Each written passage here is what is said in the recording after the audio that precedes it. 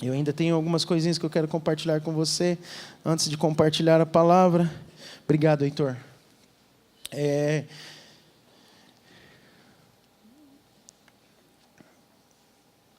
No próximo, eu tinha compartilhado com os líderes de célula, na quarta-feira essa semana, que eu teria uma reunião de prestação de contas com os irmãos, financeira, na sexta-feira, dia 31.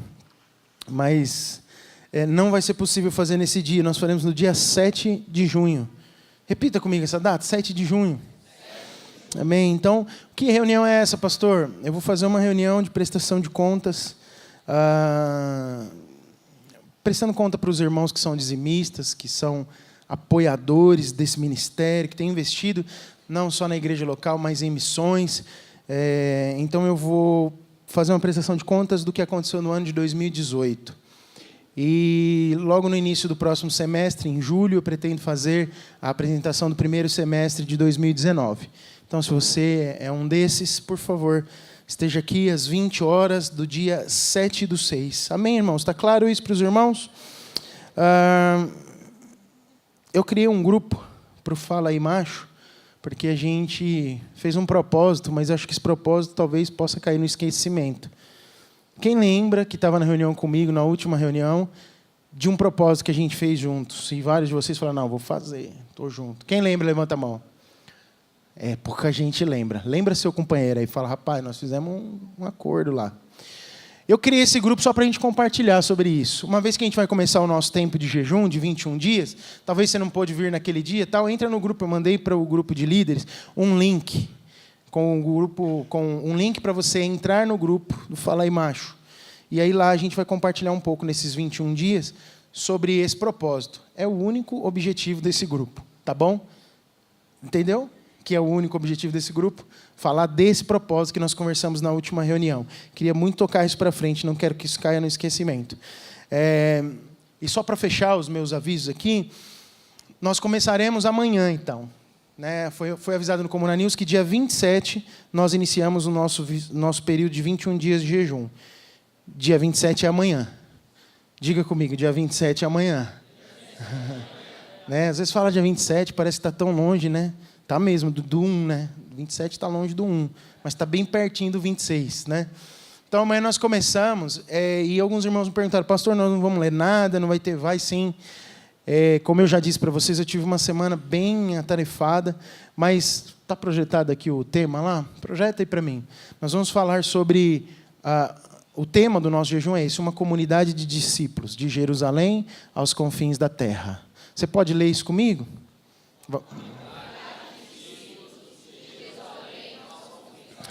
Então, nós vamos falar um pouco sobre o discipulado aplicado na vida da igreja local, mas também com os olhos para onde o Senhor nos enviar.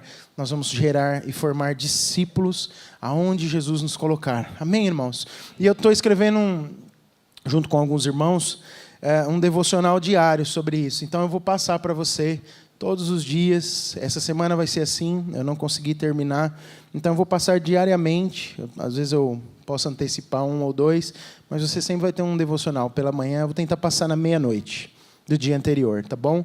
E você vai ter um tempo para meditar sobre aquilo. Tem algumas perguntas para você meditar. Queria pedir aos líderes de célula que essa semana você compartilha na tua célula o que eu vou compartilhar na palavra de hoje à noite, de hoje de manhã, de agora, que ainda não tem a ver com o jejum. A partir de domingo que vem, teremos uma série de 3 palavras falando exatamente sobre esse assunto aqui. Uma comunidade de discípulos de Jerusalém aos confins da terra. Tudo claro? Como água? Claro como água? Amém, irmãos? Você está animado? Feliz? Abençoado? Cheio de esperança? Com fé no coração? Glória a Deus. Está pulsando teu coração por alguma coisa aí? Ou você está angustiado e triste? Pois é. Ontem eu tive aqui ministrando no curso de noivos, né? Os irmãos estão bem animados para o casamento, né? É uma bênção. Tem 5 casais se preparando para casar. Um deles casa menos de um mês. Você tem que ver a empolgação desse irmão. Ele está feliz demais. Jesus tem respondido às orações dele, né? Então, a gente percebe uma grande alegria, uma grande motivação. Mas teve culto dos jovens, teve encontro da Rede Flow e depois teve o culto dos jovens à noite. Então, foi um dia bem movimentado aqui. Eu tive uma reunião com pastores também, fiquei quase mais da metade do dia lá no Tremembé. Você faz ideia de onde é o Tremembé? É longe. Eu não sei nem te explicar como é que faz para ir. Eu sei que eu peguei estrada, Fernão Dias, e é longe.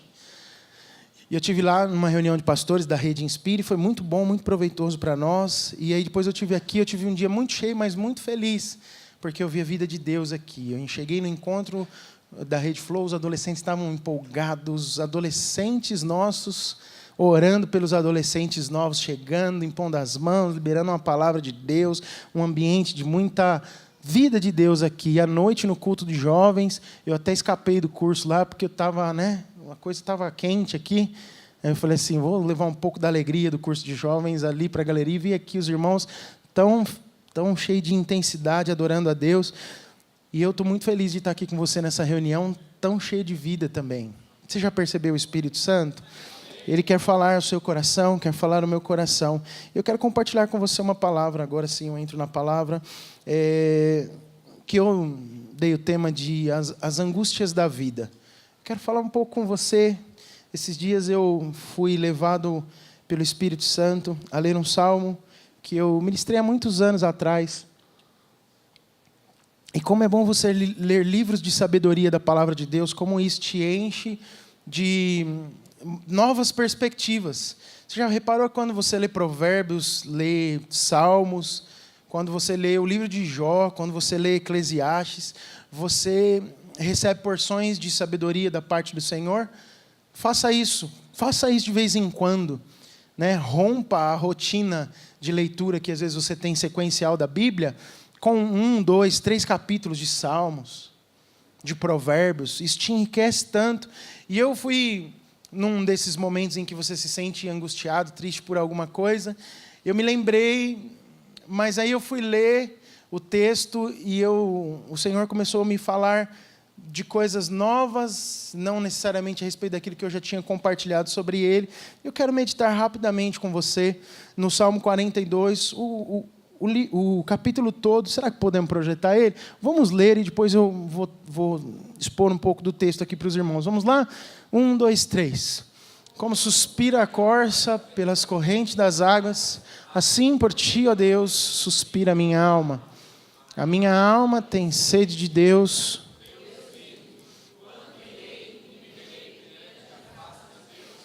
As minhas lágrimas têm sido o meu alimento dia e noite, enquanto me dizem continuamente, o teu Deus, onde está?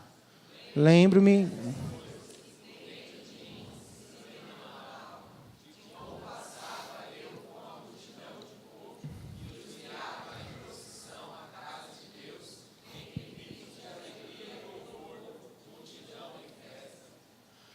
Por que estás abatida, ó minha alma?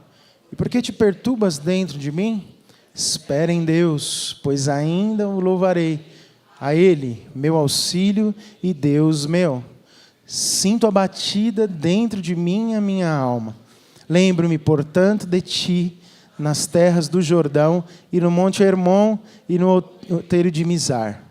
Um abismo chama outro abismo, ao fragor das tuas catadupas. Todas as tuas ondas e vagas passaram sobre mim. Contudo, o Senhor durante o dia me concede. Desiste não.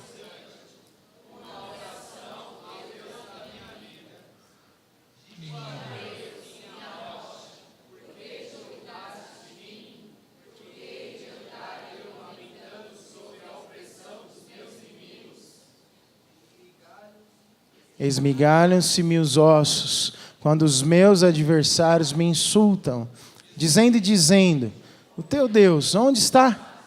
Por que estás abatida, ó minha alma, e por que te perturbas dentro de mim? Espera em Deus, pois ainda o louvarei, a Ele, meu auxílio e meu Deus. Até aí, glória a Jesus. Antes de falar um pouco contigo a respeito do que é o centro da palavra que eu quero compartilhar hoje, eu quero falar um pouquinho do contexto para você desse capítulo dos Salmos. Salmo escrito pelos levitas, filhos de Corá. Não é um salmo de Davi, mas esses filhos de Corá, levitas que cuidavam da adoração no templo, eles estavam celebrando e adorando a Deus pelo que Deus havia feito ao povo.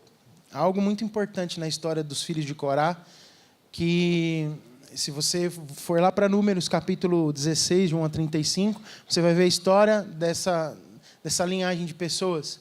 Eles se rebelaram contra Moisés e contra Arão e tiveram a sua descendência dizimada naquele momento. Todos os filhos de Corá foram engolidos pela terra. Quem já ouviu falar disso? Mas veja como a palavra de Deus se cumpre, né? A palavra de Deus que diz que a misericórdia do Senhor, ela é para sempre, se estende de geração em geração. A Bíblia mostra que esses homens, lá em 1 Crônicas 6, 31 a 38, eles são chamados, e Davi os designa também, os descendentes de Corá, para ministrarem ao Senhor. Ou seja, aquele povo pecador, que fazia parte de uma descendência, que desonrou a Deus, que foi rebelde, o Senhor dá a eles mais uma oportunidade para servirem ao Senhor numa posição de honra e para serem salmistas. Que coisa preciosa é a misericórdia de Deus. Não importa o passado do homem, Deus estende a sua misericórdia de geração e em geração. Não importa a sua origem, a maldição pode ser quebrada em você. Apesar dos pais terem pecado, apesar dos pais terem feito algo que os levou a morrer, Deus ainda pode ser Deus dos filhos. Se você recebeu a revelação de quem Cristo é, e se você creu em Jesus, você é salvo pela graça, você é alcançado pelo amor de Deus. Então, fecho parênteses aqui sobre a Corá e esse povo que servia ao Senhor, ministrava ao Senhor, e um deles foi o escritor desse salmo. Mas no Salmo 42, ele está sendo relatado um tempo de exílio, um tempo em que eles ansiavam por estar no templo onde estava a presença de Deus, mas estavam se sentindo completamente afligidos, tristes, desanimados. Por quê? Porque os seus inimigos os assolavam e eles estavam longe da presença de Deus. Eles não estavam perto do Senhor. No texto, então, a gente encontra um monte de expressão como a gente acabou de ler. Sede do Deus vivo, suspiro da alma por Deus, o bramido como servo. A primeira frase diz, assim como a corça. Corça é servo, que também conhecido, acho que mais por nós aqui do Ocidente, como o veado. É aquele animal que corre muito, mas que é, de certa forma, indefeso. E eles estavam expressando o desejo, de como o servo desejava águas correntes.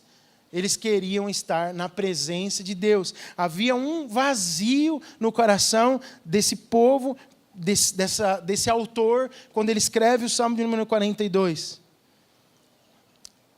Eu quero falar algo com você, antes de falar um pouquinho sobre essa figura do servo, que existe um propósito de Deus debaixo dos céus, aqui na terra, muito claro para cada um de nós, inclusive nas situações de dificuldade, de angústia. Deus tem um propósito. Há um caminho, que é um caminho usado por Deus, para que eu e você possamos viver uma vida de livramento da morte, uma vida que produz vida, uma vida vitoriosa no Senhor. Deus nos criou para sermos mais do que vencedores em Cristo Jesus. Então, tem um caminho de vitória para você, não importa a dificuldade que você possa estar enfrentando, não importa a angústia que possa estar assolando seu coração. Tem um caminho onde você, em algum momento, vai encontrar refrigério.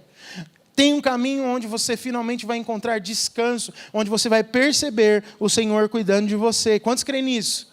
Amém? Jesus certa vez disse isso aos discípulos. Em João 16, 13, ele fala o quê? No mundo tereis aflições, mas tem de bom ânimo, porque eu venci o mundo. Então as aflições fazem parte da vida.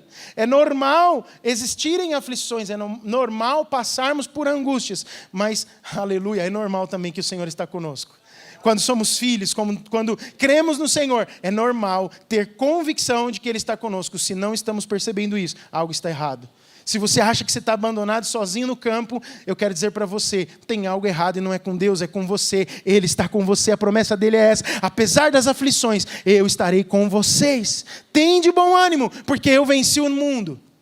Essa é a palavra de Deus para nós. E o propósito de Deus é formar em nós, com essas circunstâncias, com as angústias da vida, é formar o caráter de Cristo. Diga comigo, caráter. Caráter é o quê? Eu tenho uma definição aqui que eu gosto mais dela. Caráter é a parte do ser humano que reflete os traços da natureza pecaminosa. Obviamente, sob a influência do mundo. A parte, vou falar de novo, do ser humano que reflete os traços da natureza pecaminosa. Ou a natureza divina. Caráter pode ser também a natureza divina sob a influência da palavra de Deus, que formam a personalidade. Então a gente recebe ou influência do mundo ou influência da palavra de Deus, e isso vai nos formando a nossa personalidade. É a soma total de todas as influências positivas e negativas que são aprendidas com a vida, manifestada através dos seus valores. Diga comigo, valores, motivações, atitudes, sentimentos e ações.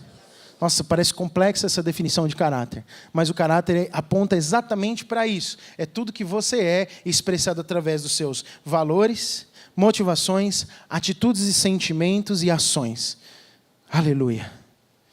Deus, ele usa como um processo tudo aquilo que a gente vive para que nós possamos ser tratados no nosso caráter, para que nós possamos produzir algo novo, um fruto novo, que aponte ainda mais a cada momento para o caráter de Cristo Jesus. Em resumo, o propósito de Deus com as angústias da minha e da sua vida é formar o caráter de Cristo em você. Ele está te moldando, te fazendo parecer mais com o Senhor a cada dia. Quantos creem nisso? Quando a gente se bota numa posição diferente dessa, achando que Deus está sendo mal, que está nos punindo, que nós pecamos e erramos e por isso estamos merecendo aquilo que estamos passando, nós vamos continuar vivendo aquela situação, até que a gente entenda o que o Senhor quer mudar em termos de valores, em termos de, quais foram as coisas que eu disse aqui, em termos de motivações interiores, em termos de atitudes práticas, em termos de ações com relação às pessoas à nossa volta. Quando compreendemos isso, nosso caráter começa a ser transformado e a gente vai saindo da luta, dando glória a Deus, cantando, quer vitória? Vai chorando, geme e chora. Aleluia, mas feliz porque Deus está mudando o nosso caráter. Você já percebeu Deus mudando seu caráter em alguma circunstância que aparentemente parecia ser negativa? Mesmo de verdade? Deus usa todas as circunstâncias, porque como está escrito lá em Romanos, todas as coisas contribuem juntamente para o bem daqueles que amam a Deus. Aleluia. E voltando para a figura do cervo, o cervo ele é um animal considerado por muitos predadores como um animal de boa carne. A carne do cervo é boa. Eu tive a oportunidade, que eu mais próximo cheguei da figura desse animal, foi num parque lá na África, no Kruger Park. Maciel deve conhecer bem aquele lugar. Já é África do Sul. A gente cruzou a fronteira e foi fazer um safari. Qual que era o nosso maior sonho? Ver o leão. Não queríamos ver o cervo. Queríamos ver o leão. E a busca do dia inteiro era para ver o leão. Ninguém queria ver o cervo, mas eu vou dizer para você como tem cervo espalhado naquele parque. O parque tem um tamanho do estado do Sergipe. Um dos menores nossos, certo? Mas uma extensão monstruosa, de grande. A gente entrou por uma portaria no parque, e foi andando, e é como se você estivesse viajando de carro. E eu falei assim, meu Deus do céu, eu quero ver o leão. Eu e Eliezer com medo, tremendo, que o leão virasse o nosso carro. Mas graças a Deus, nós não vimos o leão e não virou o nosso carro. Que pena que nós não vimos o leão. A gente viu ele bem de longe, assim. Mas é um bicho bonito demais. Mas cervo tinha para todo lado. E eles andam em bando. O cervo, o corça, tratado na Bíblia, ele é indefeso em relação aos animais, aos seus predadores. Se pegar, pegou e acabou a conversa. Não tem choro nem vela. Então, é muito comum nesse ambiente, a gente viu muito isso, pelas estradas, ter que parar o carro para passar uma... É manada que fala? Deve ser, sei lá. Um grupo de cervo correndo. Quando eles vinham correndo, a gente falava, o leão está atrás, vamos ficar atento. Tudo que eu queria era ver cervo correndo. Porque isso era um indicativo de que a qualquer momento podia aparecer um leão, ou um tigre, ou sei lá, nem sei se tem tigre lá. Tem? Estou mal, hein, de geografia africana. Jesus amado. Bom, deixar a situação mais delicada em relação ao cervo, ele produz um cheiro corporal que atrai os predadores. Então, quanto mais ele corre, mais odor ele libera e mais fácil fica de ser localizado pelos seus predadores. Então, ele é um animal que vive sendo perseguido, isso é maior verdade. Tá o tempo todo, eles estão aqui, assim, ó, olhando o tempo todo e prestando atenção no que está acontecendo.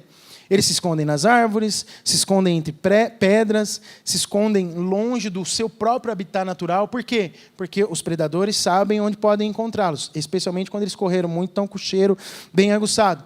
Mas ele tem uma característica muito peculiar, sabe mergulhar nas águas e ali ele acha o seu refúgio. Quando ele entra na água, uma das funções da água é diminuir o cheiro.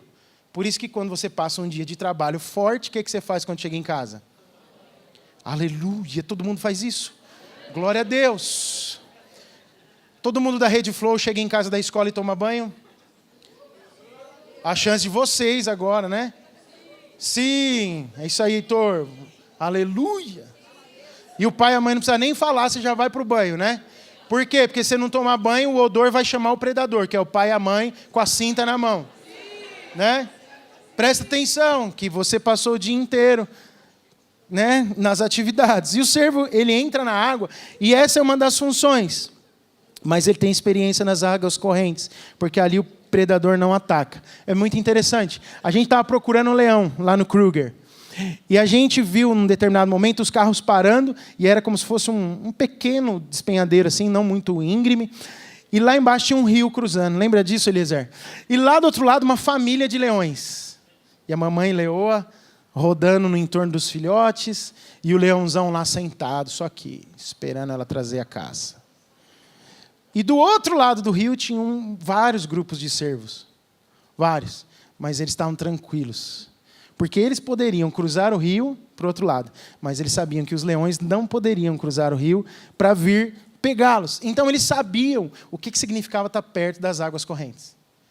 Estar perto das águas correntes, para um cervo, significa estar seguro. É quase que causa de vida ou morte. Eles estariam seguros se eles estivessem perto das águas correntes. E quando um predador vai atacá-los, o que eles correm? Para que lado eles correm? Para onde eles vão? Buscando rios de águas correntes. Porque se eles conseguirem entrar dentro da água, eles estão a salvo. O desejo pela água não é um desejo puro e simplesmente de matar a sede, apesar de acontecer isso. Mas na água eles encontram segurança. Os predadores não podem entrar na água e sobreviver como o cervo consegue sobreviver dentro da água. Nas águas, o odor sai, o predador ele é disfarçado, e apesar de ter que se movimentar enquanto a aflição da perseguição acontece, o cervo encontra descanso e livramento das garras do adversário quando ele está dentro das águas. Todos nós sabemos que a palavra de Deus é o que nos limpa e que nos purifica. Tira as impurezas, nos torna limpos e prontos para sermos usados por Ele como Ele bem quiser. Mas algo muito importante eu quero destacar com você, irmãos, que o salmista diz: como o servo deseja as águas tranquilas, a minha alma deseja a presença do meu Deus. Você percebe que desejar a presença de Deus para nós é uma questão muito superior do que simplesmente passar um tempo de desfrute e prazer.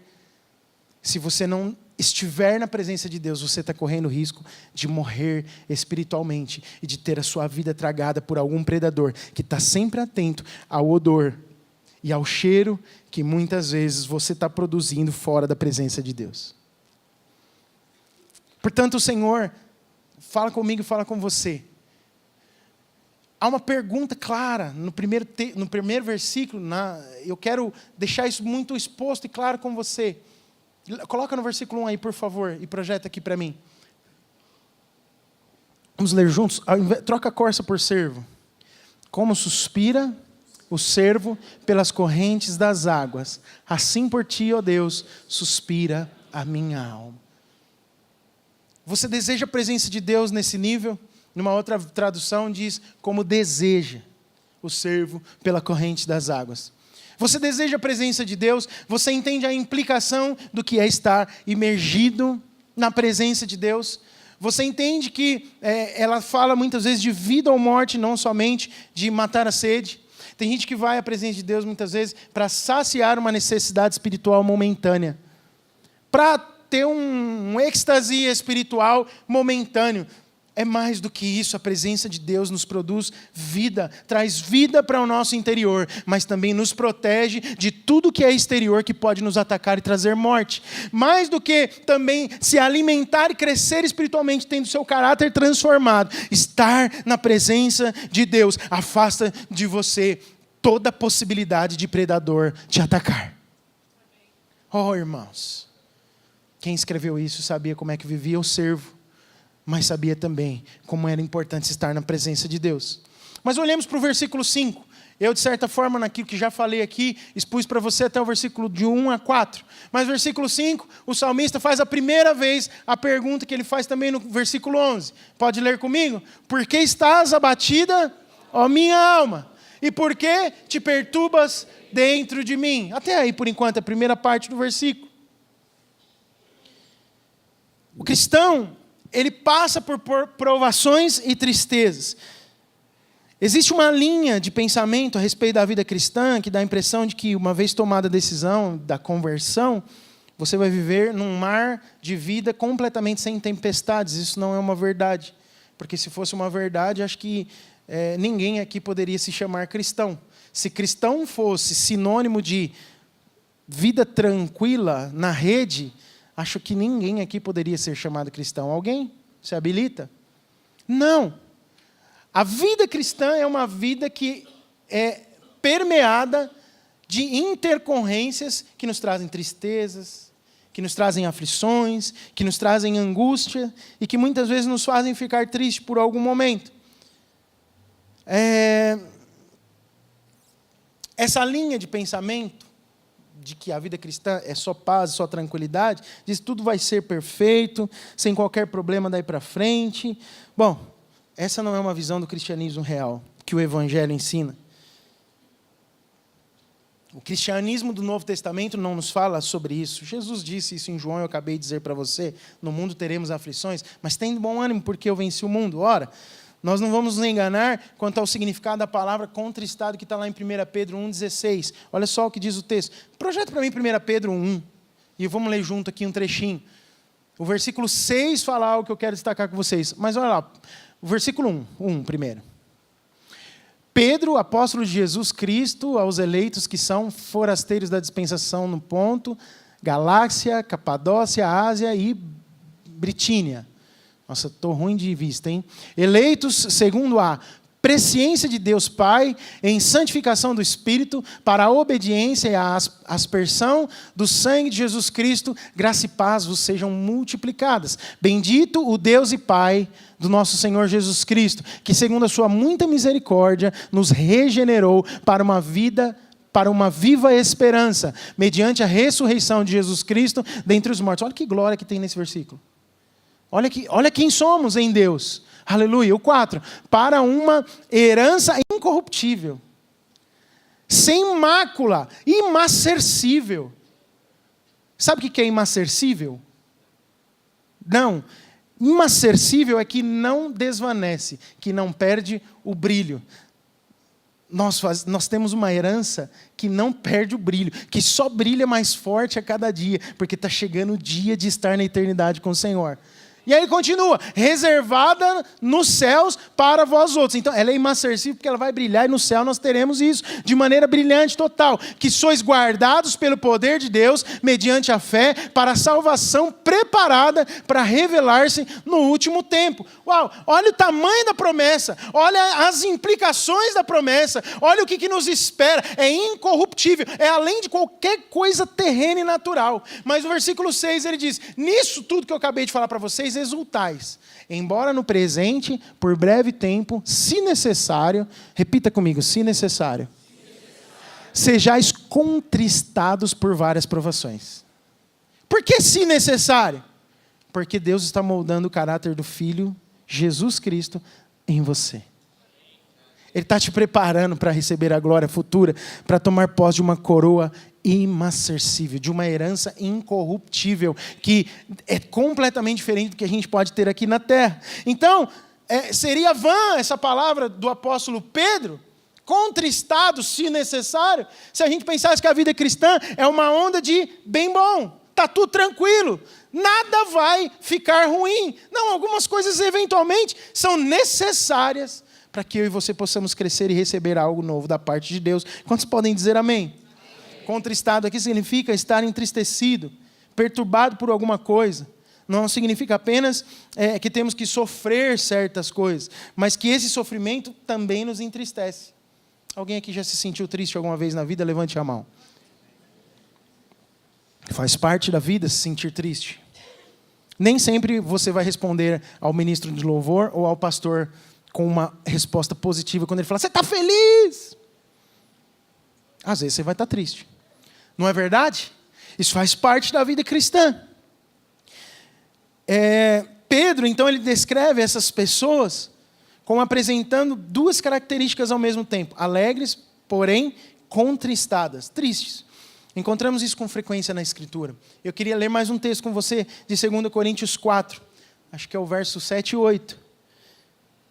Está aí, 2 Coríntios 4, verso 7, verso 8. Leia comigo, por favor. O 8. Em tudo somos atribulados, porém não angustiados. Perplexos, porém não desanimados. Perseguidos, porém não desamparados. Abatidos, porém não destruídos. É um paradoxo da vida cristã. Olha só o que o apóstolo Paulo está dizendo aqui. Em tudo somos atribulados. Atribulado, mas sem angústia. Ele continua, perplexo, mas não desanimado. Então, por isso que às vezes você, mesmo triste, responde: yes! I'm okay. Por quê? Porque atribulados, mas não desanimados. Amém? Quantos atribulados, mas não desanimados temos aqui? Aleluia, os irmãos começaram a compreender o espírito da coisa. Perseguidos, mas não desamparados.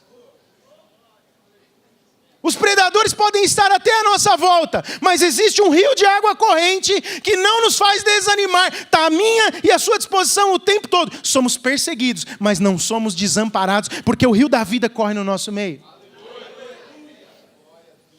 Abatidos, mas não destruídos. Podemos ter um dia de grande abatimento, mas não estamos destruídos. Trazendo sempre por toda parte a mortificação do Senhor Jesus. Aleluia. E assim por diante vai a palavra. Tais afirmações parecem mutuamente exclusivas. A princípio você pensa: olha, tem dia que vai estar ruim mesmo. Apenas fazem parte do paradoxo da vida cristã, irmãos. A gente pode estar vivendo na realidade uma coisa, mas a gente pode estar respondendo de uma outra forma.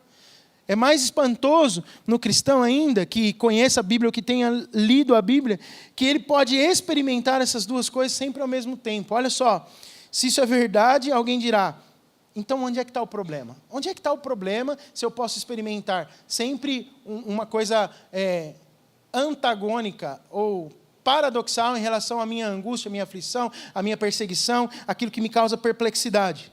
O problema está frequentemente numa coisa: nós falhamos em manter o nosso equilíbrio.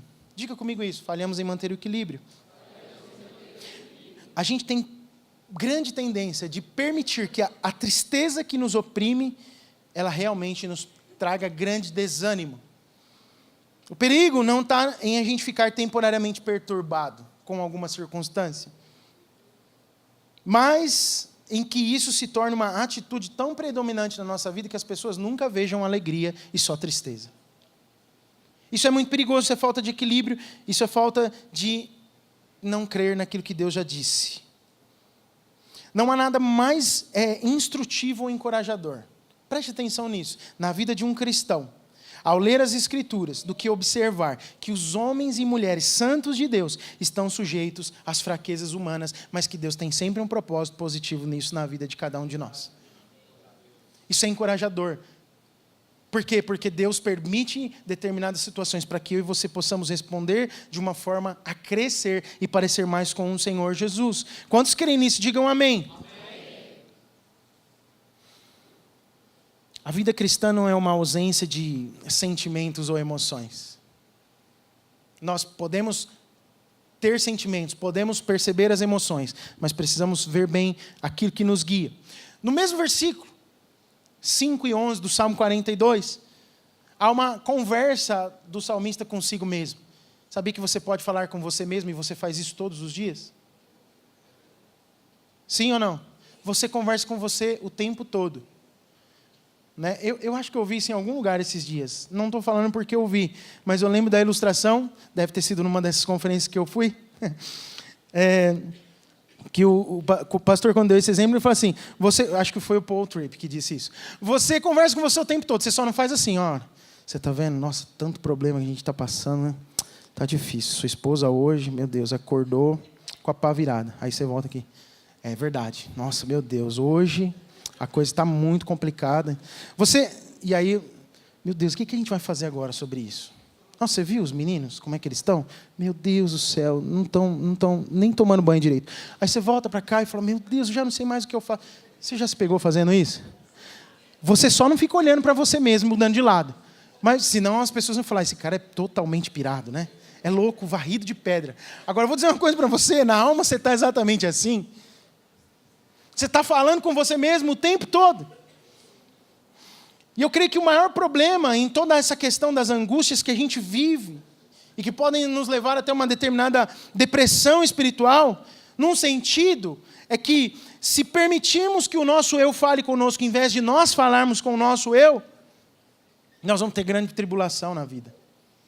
Pastor, o que você está querendo dizer com isso? Sem querer ser paradoxal de novo, essa é a essência da sabedoria nessa questão. Preste bem atenção nisso.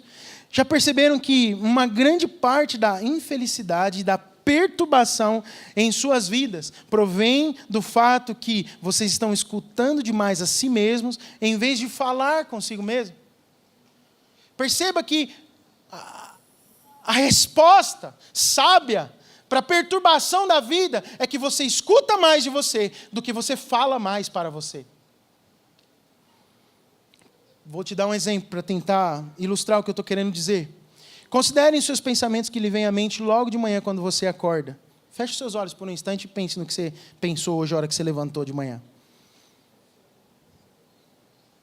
Pensou? Pode abrir o olho e olhar para mim. Esses pensamentos, você não deu origem a eles, mas eles começaram a falar com você, trazendo de volta os problemas de ontem, talvez. Falou, você levantou e a coisa está preta ainda. Ainda está ruim. Está ruim lá com o filho, está ruim com a esposa, está ruim com o marido, está ruim na conta bancária, está ruim. São pensamentos falando com você. É uma tristeza, olha, você se sente incompleto e os pensamentos começam a falar com você. O salmista do Salmo 42, ele foi o seguinte, em vez de permitir que o seu eu falasse com ele mesmo, ele começou a falar consigo mesmo. Olha que frase interessante. Por que estás abatido, ó minha alma? Ele cessou a conversa do seu eu interior com uma palavra direta para si próprio. Então, ao invés de ouvir o seu eu, ele perguntou para o seu eu, por que estás abatido, ó minha alma? Por que te perturbas dentro de mim? Sua alma estava deprimida, esmagando-a. Você lembra do contexto que eu falei aqui para você? Eles estavam no exílio, queriam de novo provar da presença de Deus, mas eles não podiam naquele momento. Eles lembravam dos momentos bons, em que faziam grandes cortejos para irem ao templo adorar e perceber a presença do Deus que eles serviam, mas estavam num momento de privação daquilo. Então a alma estava abatida, deprimida, mas aí ele decide fazer o seguinte, não ouvirei mais a minha alma, eu perguntarei para ela, por que estás abatida, ó minha alma? Sua alma estava completamente esmagada, por isso ele se dirige a ela, ouça por um momento, eu é quem vou falar com você nessa hora. Será que você pode ter a ousadia de dizer para a sua alma nesse momento? Ouça por um momento, eu tenho algo para te dizer. Por que estás abatido, ó minha alma? A arte maior na questão da vida espiritual é saber como se dominar. Um filho, uma filha madura de Deus, precisa ter controle. Sabe aquela história do domínio próprio que faz parte do fruto do Espírito, descrita lá em Gálatas 5:22? Domínio próprio, ter controle sobre si. deve falar consigo mesmo, exortar a si mesmo, examinar a si mesmo, lembrando-se de Deus, do seu Deus, lembre-se de quem Ele é, lembre o que Ele é, lembre o que Ele tem feito, lembre o que Ele tem prometido fazer, fale consigo mesmo a respeito de quem é Deus, e não permita que o seu eu fale com você mesmo. Seja ativo na sua postura diante das agruras e situações difíceis da vida. E tendo feito isso, termine com essa nota de triunfo que o salmista termina nesse versículo. Desafie a si mesmo, desafie as pessoas ao seu redor, desafie o diabo, desafie o mundo, desafie quem quer que seja, dizendo como o salmista do Salmo 42 diz, no versículo 5, a parte B, e no versículo 11, a parte B: eu ainda o louvarei, Ele é a salvação da minha face e o meu Deus. Essa é a postura do filho que entendeu, aleluia, que mesmo diante das tribulações e das perturbações da vida, ele pode ter um posicionamento diferente e viver como disse o apóstolo Paulo: eu posso sofrer perseguições, mas eu não sou desamparado, posso estar perplexo com o que está acontecendo, mas eu não me desanimarei, porque, aleluia, Ele é o meu Deus, Ele é o Deus que me salvou. Ele tem feito coisas muito grandes, assim como o salmista do Salmo 42 lembrava das grandes coisas que eles tinham vivido com Deus. Então Ele vai fazer coisas futuras na minha vida e vai me alcançar. Então eu não preciso ficar na choramingância. Aleluia, eu posso crer no amanhã, porque Ele vive, aleluia. Mas uma coisa frequentemente que é afetada com todo esse tipo de circunstância são as nossas emoções. Dr. Martin Lloyd-Jones, num livro dele chamado Spiritual Depression, Its Causes and Cures, que significa depressão espiritual, suas causas e curas, ele diz um pensamento, algo tão profundo, tão precioso, que eu quero ler para você. Evite o erro de se concentrar demais em suas emoções. Acima de tudo, evite o terrível erro de colocá-las no centro. Não coloque emoções no centro. Eu nunca me canso de repetir isso, porque frequentemente descubro que isso leva a tropeços. Emoções nunca devem assumir o primeiro lugar. Quanta sabedoria nesse trecho. Nunca devem ocupar o centro. Se você as colocar ali, estará se condenando à infelicidade, porque não está seguindo a ordem que o próprio Deus estabeleceu. O que deve estar no centro na nossa vida, aleluia, são as certezas que nós recebemos do Evangelho de Cristo Jesus, e não as emoções que são como montanhas russas na nossa vida. Não coloque emoções no centro em hipótese alguma. Elas são sempre o resultado de alguma coisa. Emoções são sempre o resultado de alguma coisa. E como alguém que já tenha lido a Bíblia não percebeu isso ainda? Às vezes eu me pego me perguntando, como é que eu não percebi isso? O salmista lá no Salmo 34, aí já Davi, escrevendo no Salmo 34, ele diz: provai e vede que o Senhor é bom. Repita comigo: provai e vede. Você nunca vai ver enquanto não provar. Percebe a ordem bíblica? Provai e vede. Não vai saber, não vai sentir enquanto não experimentar. Precisamos provar, experimentar. Provar e vede, um segue o outro, como a noite segue o dia. Você prova e você enxerga. Ver antes de provar é impossível. Nós precisamos provar. Isso é algo que é constantemente enfatizado nas Escrituras. Afinal, a Bíblia é o quê? É a verdade. Aquilo que está escrito na palavra de Deus é a verdade. Não é um estímulo emocional. Não é algo destinado primariamente a nos dar uma experiência só de júbilo momentânea. Não, não é. É, antes de tudo, verdade. Verdade é algo dirigido à mente. Diga comigo. Verdade é dirigido a algo à mente. É algo dirigido à mente. A gente aprende verdades na mente, que as nossas emoções muitas vezes querem mentir para nós, dizendo o contrário. E a palavra de Deus é a verdade.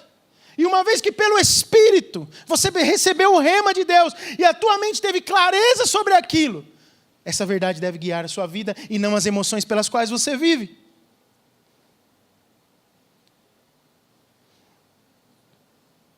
O dom supremo de Deus ao homem é a mente. Nenhum outro ser tem mente como nós temos. Nenhum animal é racional como nós somos. Deus nos deu a possibilidade de viver acima das emoções, porque Ele nos deu a possibilidade de compreender as verdades que Ele escreveu na sua palavra. É isso que deve nos guiar, aleluia. Eu nunca devo fazer a mim mesmo, de primeira instância, a pergunta primeira, nunca deve ser, o que eu sinto a respeito disso? Você nunca deve começar a analisar a questão ou um problema dessa forma. A primeira pergunta deve ser, eu creio nisso? Não é o que eu sinto a esse respeito, é eu creio nisso que eu estou pensando sobre isso? Aceito isso? Isso tomou conta de mim? Talvez essa seja a regra ou a decisão mais importante de todas, que nós não devemos nos concentrar demais nas emoções. Não gaste tanto tempo sentindo o seu próprio pulso, tirando de você a temperatura, botando o termômetro espiritual para saber o emocional, né? Gastando tempo querendo saber como é que está a sua emoção nesse momento. Sabe por quê? Isso vai te levar à morbidez completa. Você vai esfriar rápido, você vai se sentir desanimado rápido. Se o tempo todo você quiser ficar medindo, como alguém que vai ao médico, como é que estão as suas emoções naquele dia? Nosso dever, o meu dever, não é despertar sentimento algum, é crer. Nós não temos que ficar sendo guiados por sentimentos, precisamos crer. Porque estás abatido a minha alma? As emoções estão borbulhando e fervilhando. Mas eu posso dizer para você, espera em Deus, porque eu ainda o louvarei. Porque Ele é o meu auxílio e o meu Deus. Isso é palavra de quem crê, não de quem é guiado por emoções. Não podemos andar pelas emoções. Eu posso exortar a mim mesmo a crer. Posso falar com minha alma como o salmista fez, exatamente como eu acabei de repetir para você. E para terminar, eu quero falar um pouco para você de como deve ser essa nossa oração. Primeiro, então, nós entendemos o contexto e de angústia que vivia esse homem que escreveu esse salmo. E percebemos um desejo ardente no seu coração da presença do rio de Deus sobre si. Mas depois, nós percebemos que, mesmo passando por tribulações, por tristezas e podendo estar contristados, nós devemos ter uma postura e um posicionamento. Falar com nós mesmos e não só ouvir de nós mesmos. Quantos estão comigo, digam amém. As emoções não podem estar no centro da nossa vida. E qual deve ser a sua oração diante disso? Eu vou falar algo que talvez seja contundente para você. Leia aí comigo Filipenses 4, versículos 6 e 7, por favor. Vamos lá?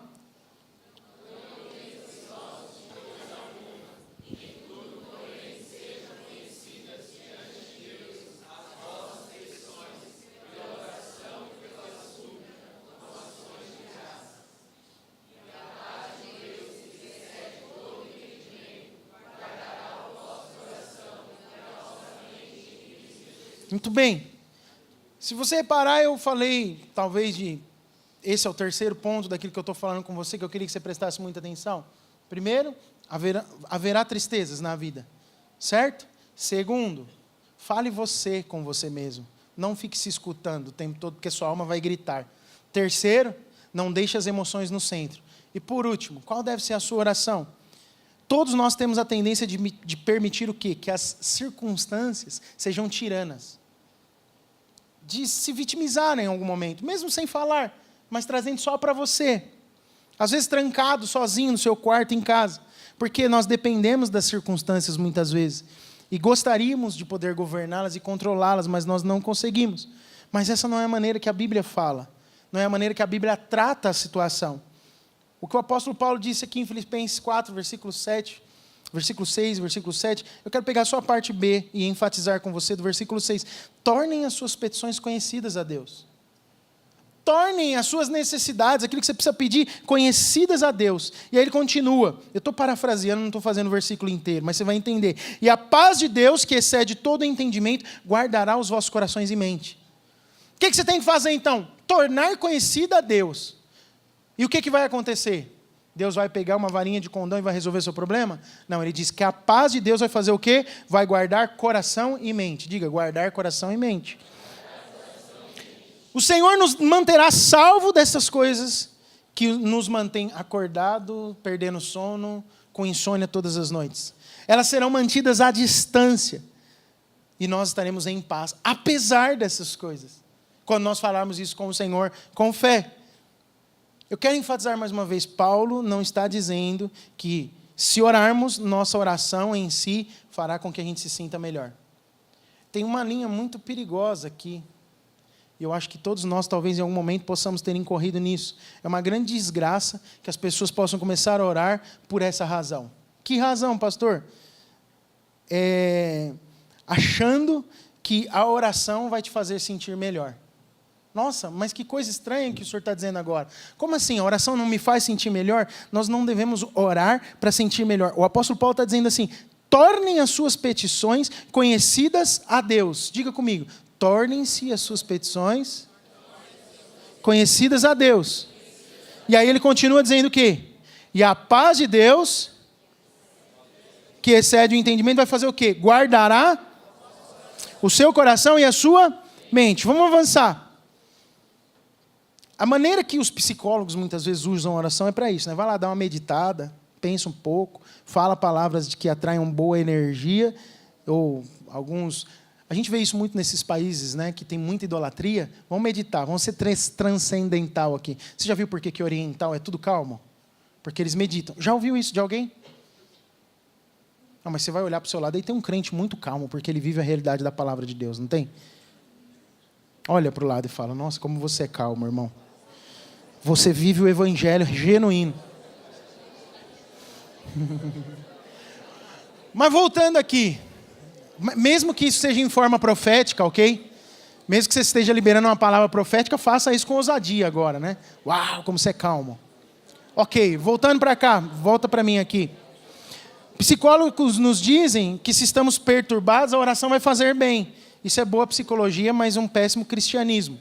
Oração não é autossugestão. Presta atenção nisso. Oração não é autossugestão. Você não fica se autossugerindo coisas para se sentir melhor. Não, oração não faz isso com você. Tampouco o apóstolo Paulo diz, orem, porque enquanto vocês estiverem orando, não vão pensar nesse problema. E assim vocês vão ter alívio temporário. É isso que está escrito aqui?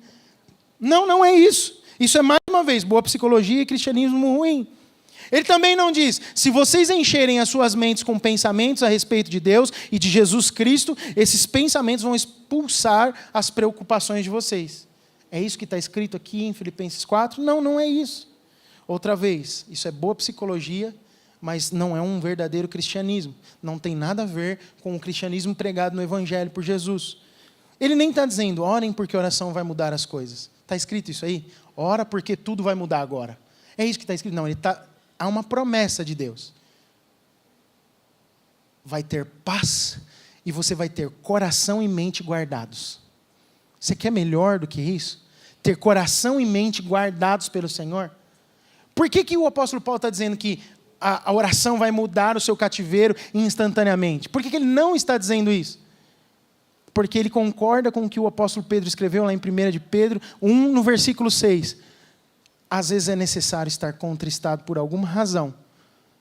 Mas há uma concordância também com 2 de Coríntios 4, no versículo 8 e 9, que diz assim, eu posso estar até atribulado, perplexo, mas eu não desanimo, porque eu creio que o meu Redentor vive, e eu coloco as minhas petições diante dele, eu exponho o meu coração diante dele, só para dizer, Senhor, está passando tudo isso na minha vida, está acontecendo tudo isso na minha vida, e ponto. Você não precisa pedir mais nada, porque Deus vai guardar a sua mente e coração, trazendo paz. E quando você menos perceber, o seu caráter é transformado. Você está livre do predador, livre do inimigo. O Senhor tem guardado você. E a tribulação passou, você cresceu, Cristo está sendo gerado em você. E outros estão crescendo junto com você, como reflexo de uma vida constante de crescimento. Se necessário, contristados, mas nunca desanimados, perplexos, mas nunca desamparados pelo Senhor. Pode estar sempre perseguido, sem desamparo, porque o rio da vida está no meio de nós. Aleluia. O que Paulo está dizendo aqui então é, orem e tornem os seus pedidos conhecidos diante de Deus, e Ele vai fazer alguma coisa. Não é a sua oração, não é a minha oração. Quando nós fazemos as nossas necessidades conhecidas diante de Deus, Deus age. Deus faz. Ele traz paz, Ele guarda coração e mente. Mas não é a sua oração que está mudando. É uma promessa, você não precisa pedir isso aqui. Tornou conhecido, Deus faz. Falou com coração sincero, Deus fez. Tem uma atitude de quem não põe emoções em primeiro lugar, mas coloca, aleluia, a fé. Quem tem fé, diga amém. Fique de pé no seu lugar, se você tem fé. Se você é um homem de fé, uma mulher de fé, você vai exercitar sua fé por alguns minutos agora. Aleluia.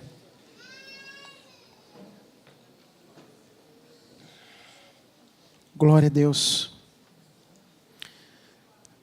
Aleluia. Feche seus olhos por um instante. Coloque a mão no seu coração aí. Lembre-se daquilo que eu compartilhei com você. Esqueça do contexto do Salmo 42, porque certamente você vai lembrar ele. Depois você medita na sua casa, quando você pegar o esboço. Mas lembre-se.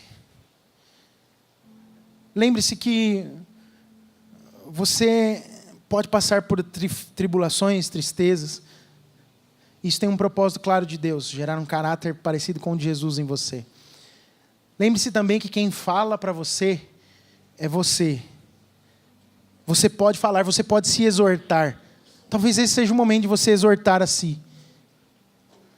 Sua alma pode estar querendo gritar agora de angústia, mas você pode ir lá no versículo 5 do Salmo 42 dizer: por que estás abatido, minha alma, e por que te perturbas dentro de mim? Fala para ela, agora é hora de você conversar consigo. Pare de se ouvir e fale da verdade da palavra de Deus para si mesmo. Será que você pode dizer comigo: por que está abatida a minha alma e por que se perturbas dentro de mim? Vamos lá?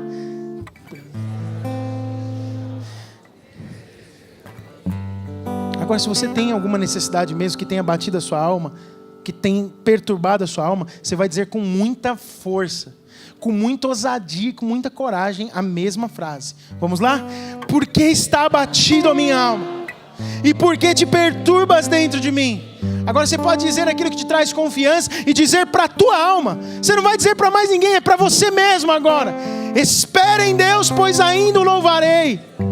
Diga comigo: espere em Deus, pois ainda o louvarei. Aleluia. Porque Ele é o meu Deus e o meu auxílio. Eu queria falar esse versículo junto com você. Está projetado aí? Vamos lá, você vai falar com ênfase. Essa é a tua oração nessa hora. Nós não faremos outra oração. Você vai repetir ele algumas vezes. Vamos lá, 1, 2, 3.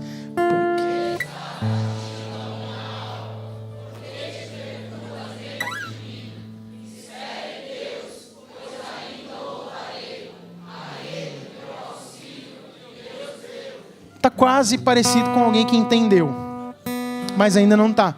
Quando você disser isso para você mesmo, eu quero desafiar você a lembrar daquilo que tem trazido perturbação e tristeza ao seu coração.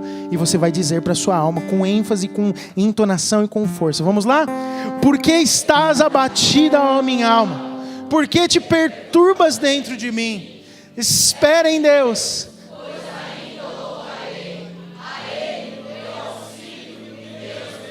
Aleluia. O que nos move é crer, é a fé, não são as emoções. Você vai dizer mais uma vez bem forte, depois nós vamos cantar uma canção enquanto você ora ao Senhor e nós encerramos. Vamos lá? Por que estás abatida, ó minha alma? E por que te perturbas dentro de mim? Espera em Deus, pois ainda o louvarei. E o meu Deus. Você pode aplaudir Jesus por isso?